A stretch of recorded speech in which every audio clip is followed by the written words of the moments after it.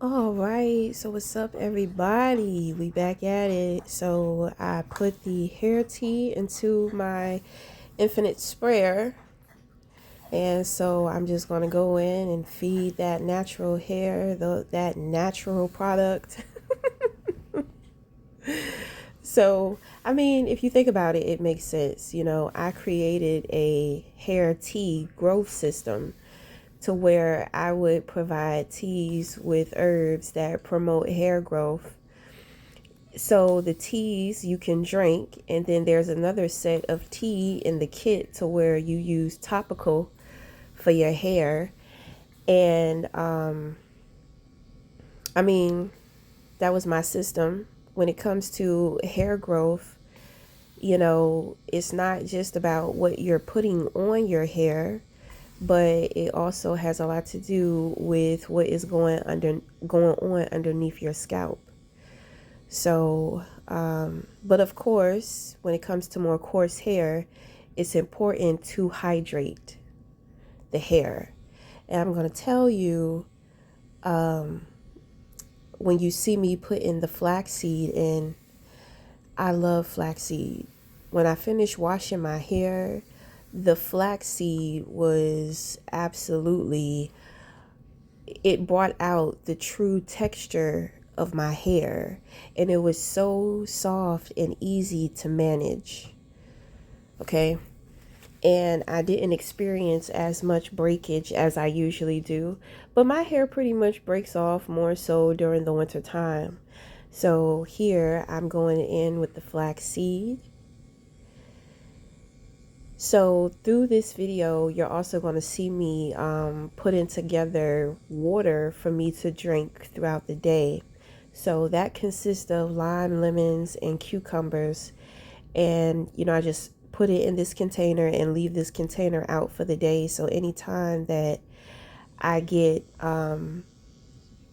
thirsty, I don't have to make a cup every time and be putting the fruits and stuff in the cup.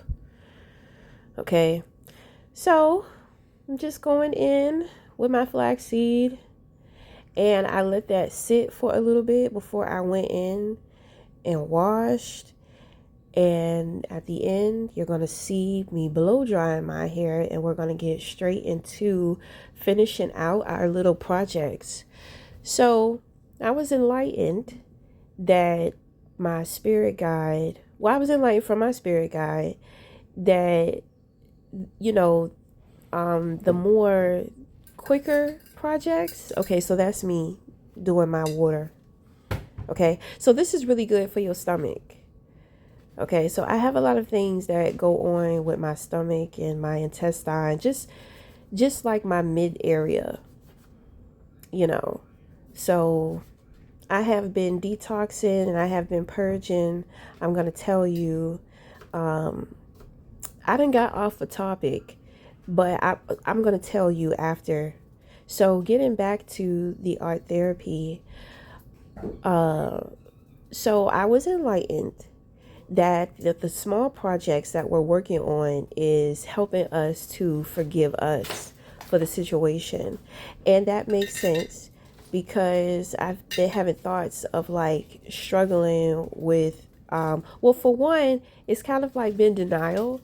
And I'm not necessarily the type of person who is in denial about things. I'm very real, very honest, very true to my feelings. So I kind of felt this struggle, but at the same time, I have to be careful about sadness because my spirit guides don't like to see me sad. That's when shit gets dangerous. So I find myself just trying to maintain my composure. But, eventually I had to go in, tap in. All right. So this is after the shower. I'm going in with moisturizing and hydrating my hair. Okay. So when we get into the art therapy, it's just going to be me working on the smaller projects, and they are complete. Okay. So the self forgiveness of the situation. And some people ask, well, why do we need to forgive ourselves when people do things against us? Well, because for one, you got synchronicities. There were signs and red flags of certain things that you chose to overlook, because at the end of the day, when your intuition speaks to you or when God speaks to you and you don't listen, well, you have to take accountability for that. So it's never just like a one-sided kind of situation. And forgiveness is never for the other person or from the other person. It's more so for you, to help you move forward and to get over whatever has happened. And it's a good way as to practice taking accountability. Of course, you don't want to make everything your fault. Now you start coaching yourself into becoming an avoidant. That is, the emotional avoidant.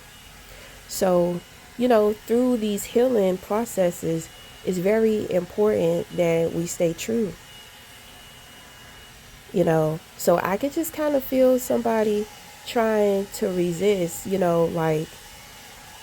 but it's like you're not going to get through it if you don't trust the process and just allow yourself to be real.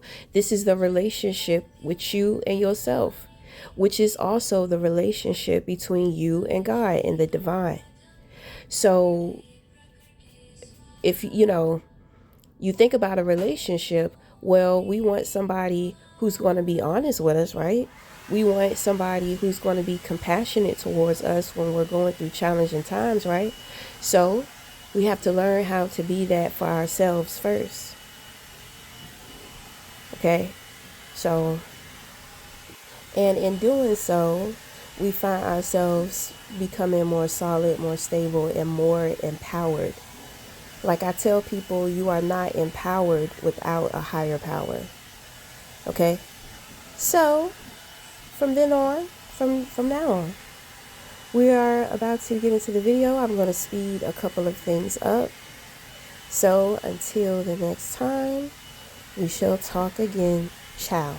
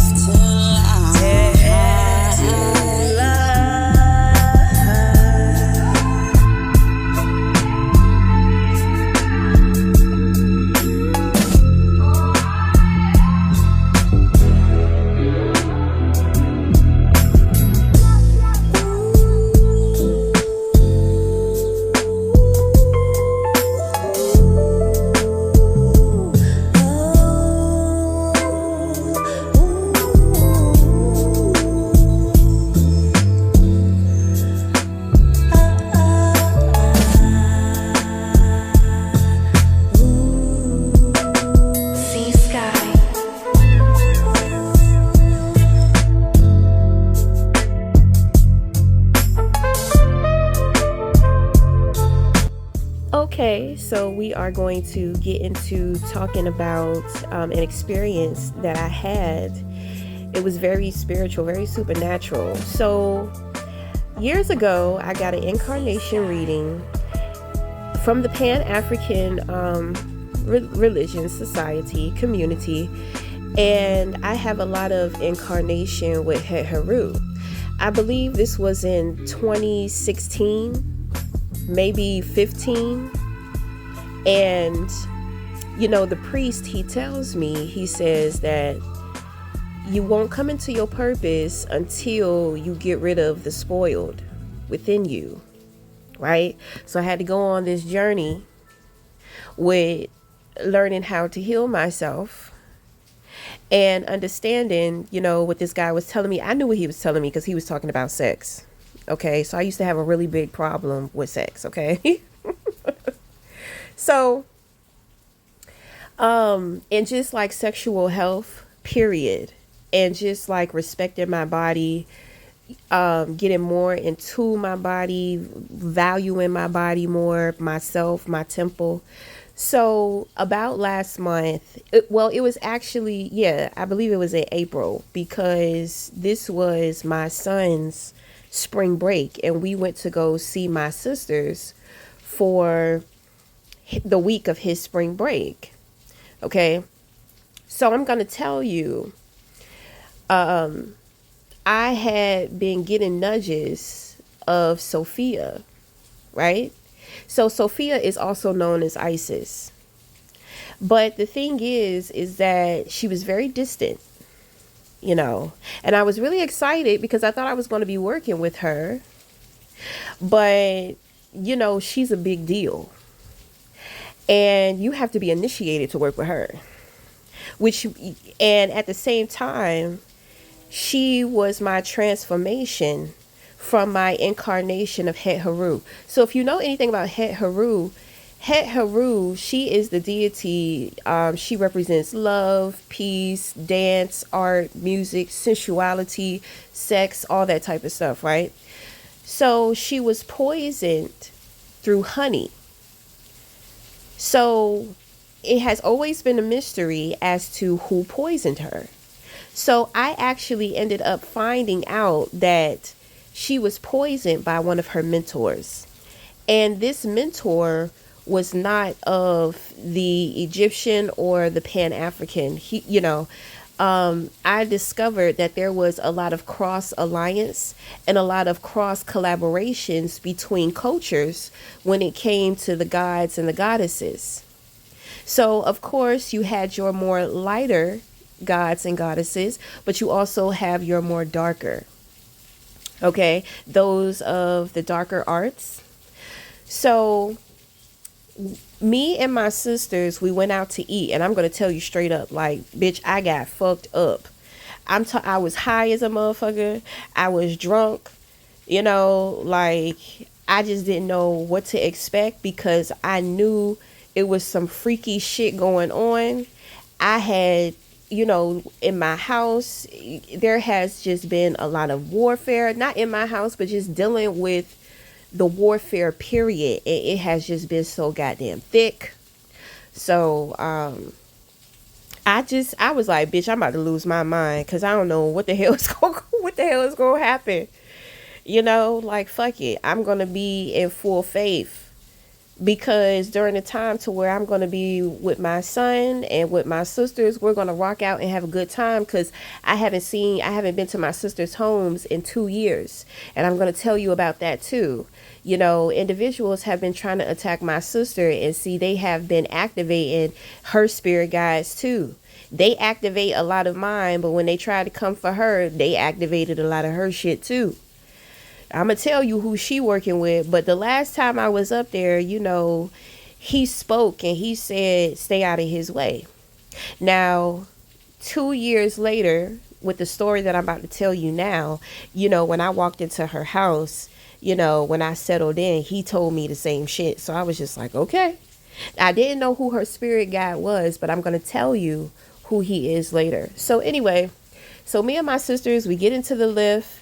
We ride past a museum, right? And the museum is having a poison exhibit. So there's this giant banner that says poison, and there is a symbol that represents my ancestors when they talk to me, when they speak to me. I was so fucked up. I totally ignored the signs, and my goofy ass, I'm sitting up there, I'm just like, oh wow, they have a poison exhibit. Oh my god, we got to go see that. So when we get to the restaurant, I ended up getting food poison, right? So I had ordered some garlic knots. I was the only one.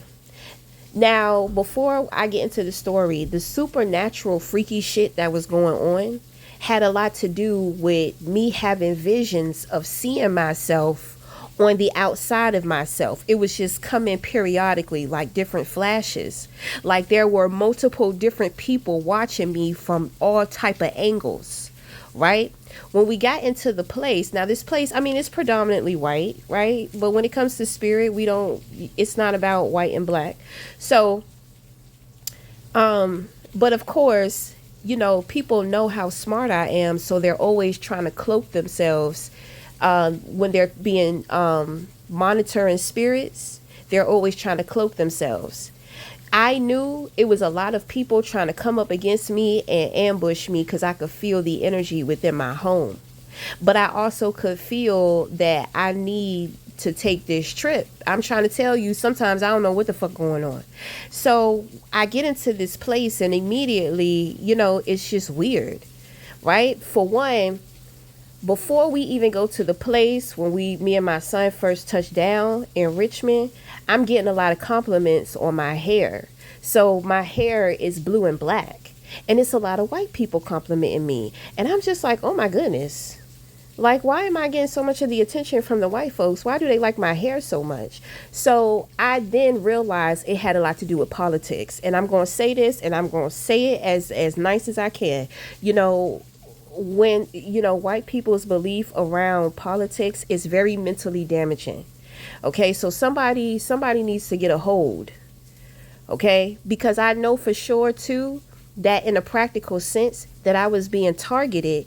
I had on blue shades, I had on a blue hoodie, I had on black and blue hair.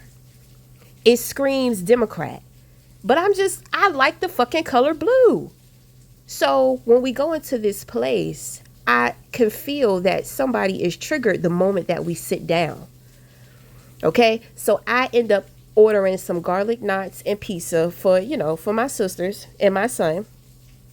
So when they brought out the garlic knots, they brought like this mozzarella sauce, and then they brought this orange sauce. I've never had any orange sauce with the garlic knots. I sat there, I asked myself, I'm just like, well, damn, where the butter at? But I was real curious about this orange sauce. Now, the thing is that before I ate that orange sauce, I kept seeing myself looking at that orange sauce. Then I noticed that my little sister, who was sitting across from me, she was looking at me in a way to where her trickster was out.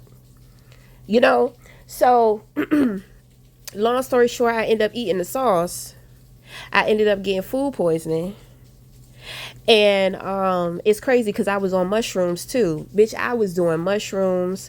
I was smoking weed. I was drinking. Then on top of that, I had like this drink that my sister had made for me. It was like a healthy drink with a whole bunch of herbs. And I was feeling just fine. When I ate that shit, that's when that shit just fucking took over. So my thing is that everybody in this restaurant was a monitoring spirit. These were different occults coming together to try to attack me. And I saw one person in particular, and motherfucker, you know that I can spot your ass a mile the fuck away. And you sat up there and you tried to smile in my goddamn face. So this is what brings us, because these people have been attacking me. I told you there has been an occult that wants me. It's like, because I don't want to be a part of them, they want to attack me, but they ended up turning on somebody. And so me and this person are getting ready for reconciliation. And this shit is very necessary, because I'm going to tell you mentally, everybody knows me. I forgive you. I made it through. I forgive you. But Leave me the fuck alone. I don't want shit else to do with you. Okay? But God is calling for something bigger within this situation. So we must, well, me, I must go through what it is in which that I need to go through. Okay. And the thing is that these people have been trying to pick with me and being petty and all this type of stuff. So, just like I said with the dress, there have been other situations. I have been trying to move, for years. They have been infecting my son's father's decisions and choices. Like it's been crazy what these people have been doing. And some of this shit is kind of like I don't have no defense against it. So I have to trust. I'm not willing to dibble and dabble into no bullshit that I'm not supposed to be dibbling and dabbling to just to protect myself. When my guides come in and when they give me instructions and direction, then that's what I do. So anyway, to where Sophia was initiating me, these individuals were attacking me at the same time. So, these people are really going through it because they had no idea that I was going through an initiation. So the initiation was about Het Heru. So once we found out who poisoned her, so the trigger is for me to be poisoned again. So I was actually poisoned, okay, through the food. So, and it was orange, which means that they was trying to come for my sacral chakra. They want my sexual healing, and they want my creativity. Yes, I know it's booming. But anyway, so when I went home, I'm trying to tell you, I was so vulnerable. I had never had food poisoning a day in my life before. But at the same time, Sophia was trying to, for one, initiate me, but at the same time communicate to me that you have been very greedy with food. And I have, because I have been sad. And then I stopped smoking cigarettes. So I have been trying to work through a lot of issues. Okay? So, but I got a little lazy because I began to find too much pleasure in food. So that was kind of like my wake up call, like, girl, snap out of it and get back to it. Because I am like a health kick type of person. I do a lot of work with the herbs. And when I was a vegan, I learned a lot about the body and what it is in which that I need. But I was just in a dark time. So, she slapped me out of it in a very big way. So I'm talking about, bitch, my head is in the toilet. I'm bouncing back between shitting and throwing up.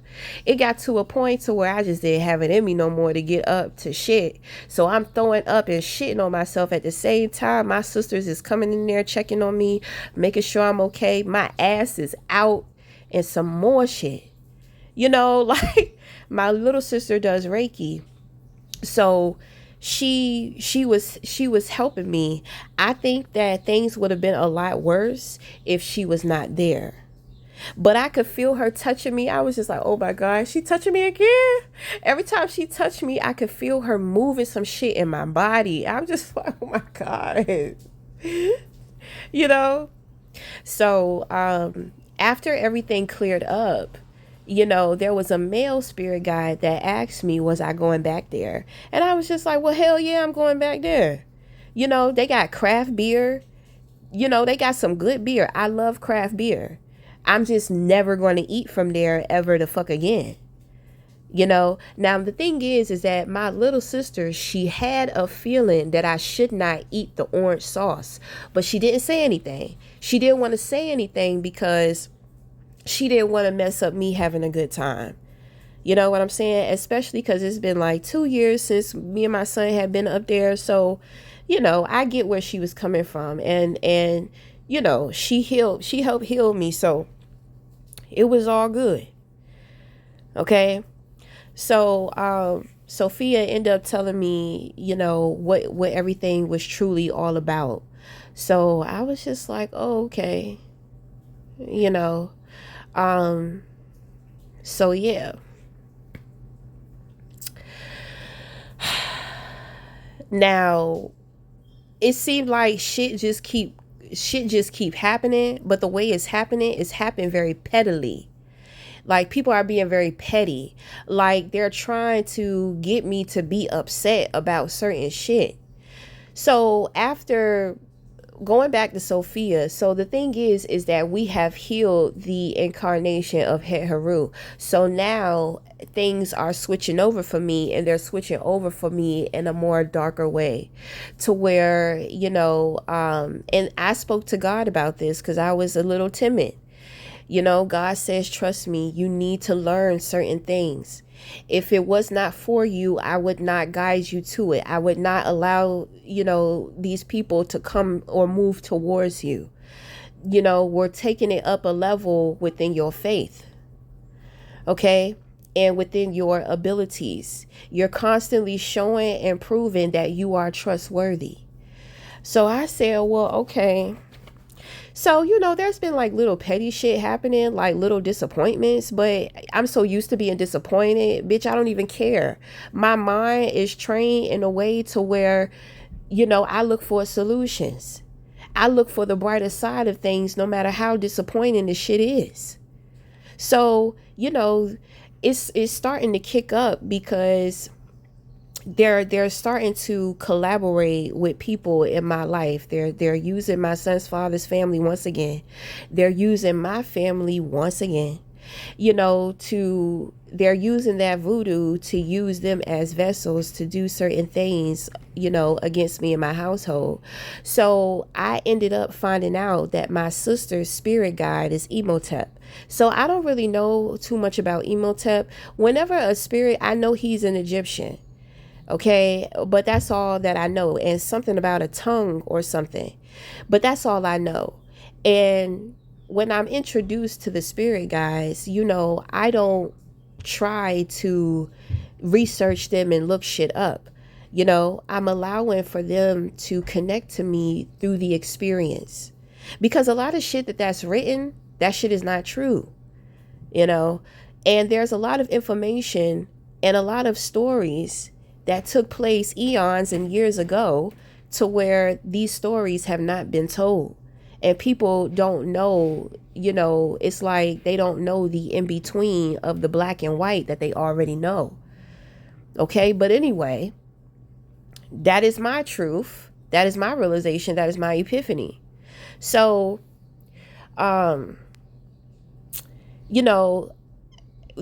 a couple of nights ago, Imhotep and Sophia were in here, and I was getting this protective oil from a company named Soul Sticks, right? But unfortunately, Soul Sticks, they don't know, with me purchasing the oil, it was limiting me to the point to where I'm having to work my rituals like all throughout the day.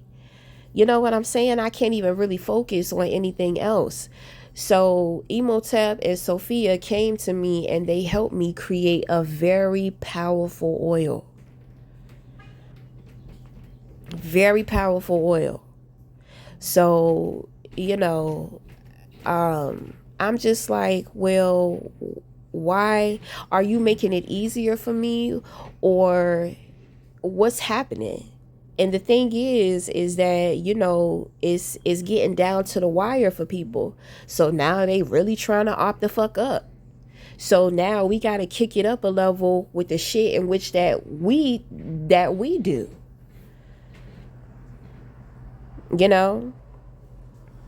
So, I mean, it is what it is. But when it comes to my incarnation, Sophia already saw that I was healed. Because, so the person who spoke to me was Imhotep. Imhotep knew what was going on.